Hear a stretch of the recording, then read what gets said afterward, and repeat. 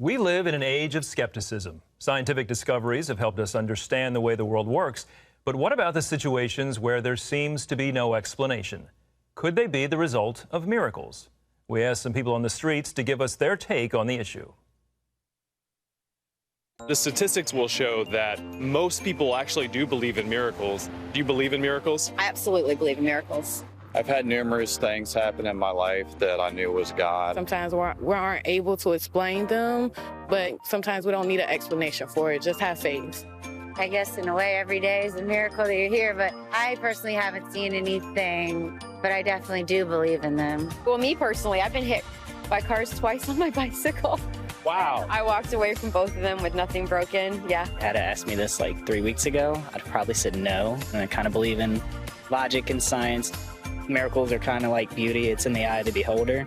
So I think people just need to be aware of what's around them. I think it's a miracle that my beautiful grandson is here. I was diagnosed with cancer. Now today, I'm a witness that God is real.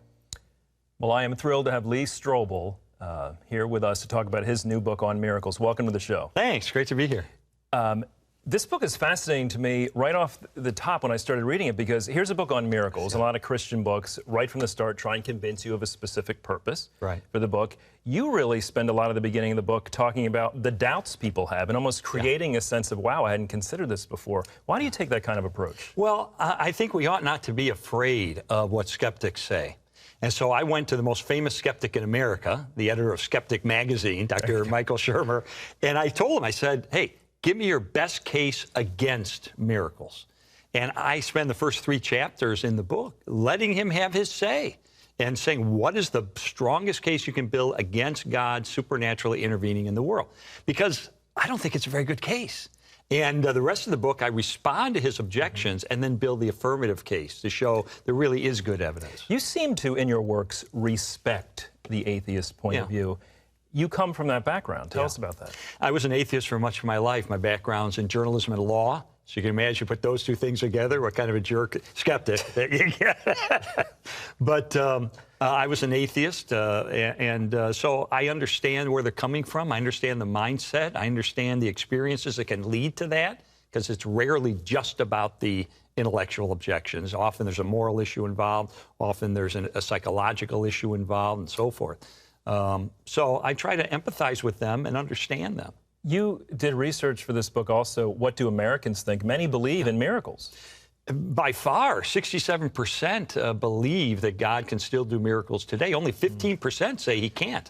But the most fascinating statistic was that 38% say that they have had an experience in their life that they can only explain as being a miracle of God. That means, if you extrapolate that out, that's 94 million miracles that have happened. And even if we assume that 99% of those are just coincidences, that still leaves 1 million miracles. So I think God's still in the miracle business. I think they're more common than we think, and a lot of them are better documented than we think. You talked about interviewing Shermer, the skeptic. Yes. Why was it important to you? Why did you want his view? I think it's important that Christians not shrink away from what skeptics have to say. Having been a skeptic myself, I appreciated when Christians listened to what I said and respected it and validated me as a human being, even though we disagree.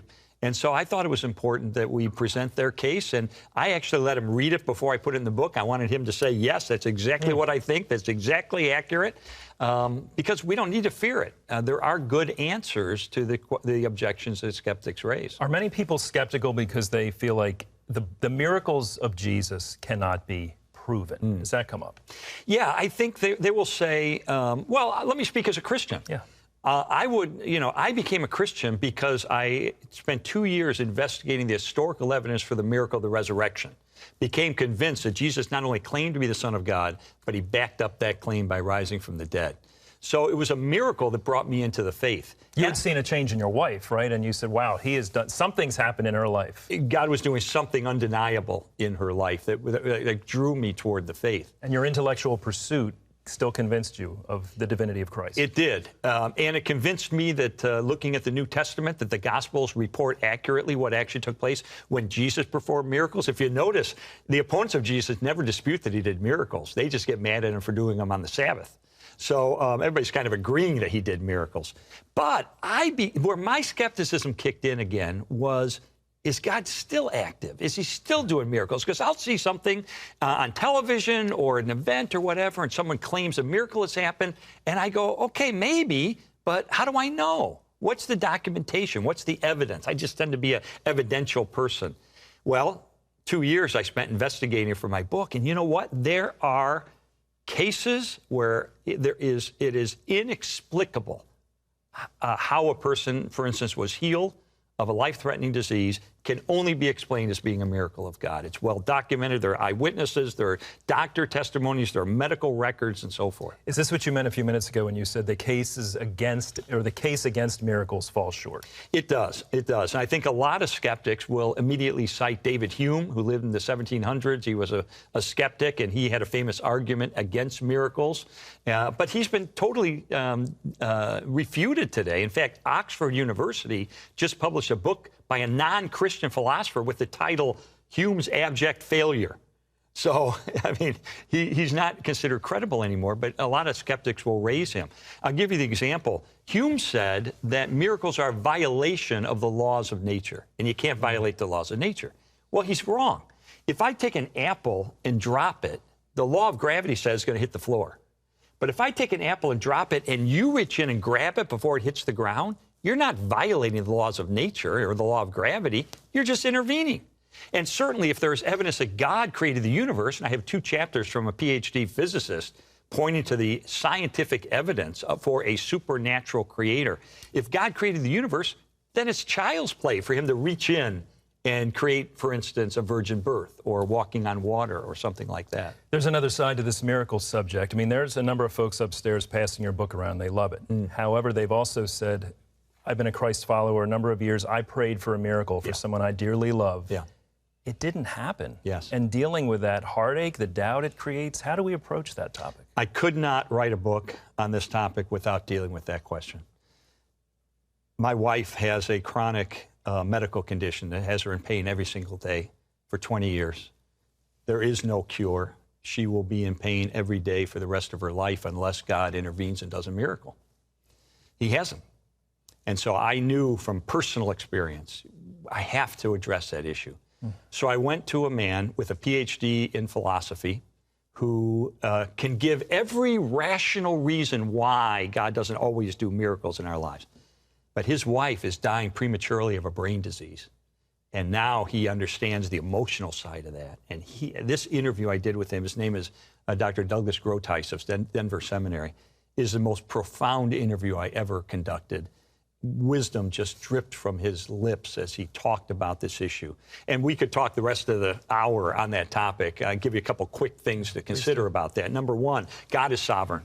He will do as he will do. He understands things that we don't understand. He sees a picture that we don't see.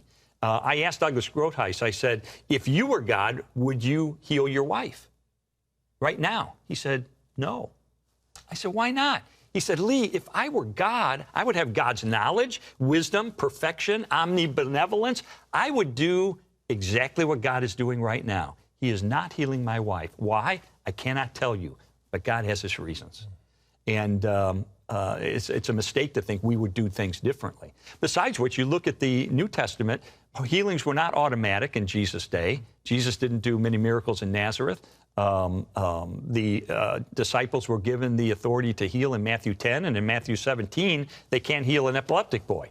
Paul was not healed of the thorn in his flesh, and he left Trophimus ill when he went off on a journey. So it wasn't automatic then. I think sometimes we have to pray a prayer of relinquishment, which says, God, you don't seem to be answering the prayer in the way I want you to answer it. This is what Jesus prayed in the Garden of Gethsemane. I give it to you. I'm not going to make this an idol and only love you if you heal my spouse. I love you because I love you and you love me, and I'm your son, I'm your child, adopted through the blood of your son, Jesus Christ. And what you want for us is what we want for us. It may not be what I've chosen, but if you want this to be the experience that we go through, you know better than we do. And so we give it to you. We relinquish it to you. And you know what? I know that Christians sometimes get tired of people quoting Romans 8:28, that God can cause all things to work together for good for those who follow him and love him. But you know what? It's true. It's true. And we shouldn't let it become a cliche. There is hope. Ultimately, we will all be healed if we follow Jesus. My wife someday will be healed and have no more pain and no more suffering. You speak in the book, this is my last question here, about the most valuable, how do you frame it? The most valuable miracle of all? Yes. What is that? It is the miracle of the resurrection of Jesus, because it is through his atoning death on the cross that we can be forgiven of our sins, that we can be adopted into his family, that we can spend eternity with God forever. And I think creation itself is the most spectacular miracle, but the most valuable one is the one that brings us into a relationship personally with Christ for eternity. I mean, that's everything. Take that for granted. We do. And you know what? 2 Corinthians 5:17 talks about when we come to faith, the old is gone, the new has come. And I look at my life, and I look at the difference in my values, my character, my morality, my attitudes, my priorities, my relationships, my marriage. I mean, all these things have changed since I've become a follower of Jesus for the good. And I go, you know what? Given that I was a narcissistic, drunken, self-possessed atheist, the fact that God would redeem me and change me and invite me to heaven forever, that's a pretty good miracle. That's a miracle. Yeah. I'm glad he changed your heart. There's a lot of people benefiting from it. Well, thank you so much. God bless you. God bless you. I really encourage you to get this book. It is phenomenal. It's called The Case for Miracles. A journalist investigates evidence for the supernatural. Available nationwide. And again, thank you for being here, and God bless your ministry. My pleasure. Thank you. We will be back with more of the show right after this. Stay with us.